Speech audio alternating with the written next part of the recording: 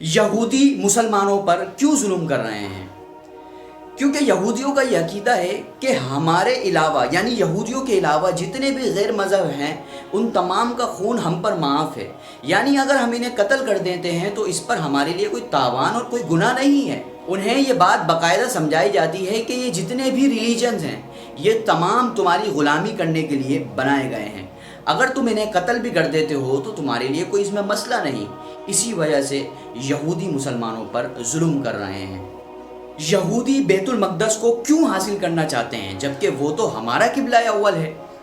بیت المقدس کو حاصل کرنا یہودیوں کا سب سے اہم ترین مسئلہ ہے، کیونکہ یہاں پر دیوار کریا موجود ہے اور یہ دیوار کریا کے پیچھے کھڑے ہو کر دن رات یہ التجا کر رہے ہیں کہ کسی طرح ہم بیت المقدس کو حاصل کر سکیں۔ آخر کیوں بیت المقدس کو حاصل کرنا چاہتے ہیں؟ یہودیوں کا یہ نظریہ ہے کہ بیت المقدس کے ٹھیک نیچے ہیکل سلیمانی موجود ہے، اور ہیکل سلیمانی کے ٹھیک سامنے ایک یہودیوں کا قدیم ترین قبرستان ہے جہاں سے یہ دوبارہ زندہ ہوں گے۔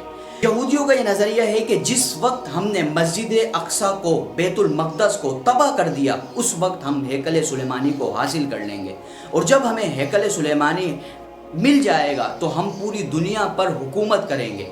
یہودی اس لیے بیت المقدس کو دن رات تباہ کرنے کی کوشش کر رہے ہیں کیونکہ کسی طرح ہم اس کو تباہ کریں اور ہیکل سلیمانی ہمیں مل جائے۔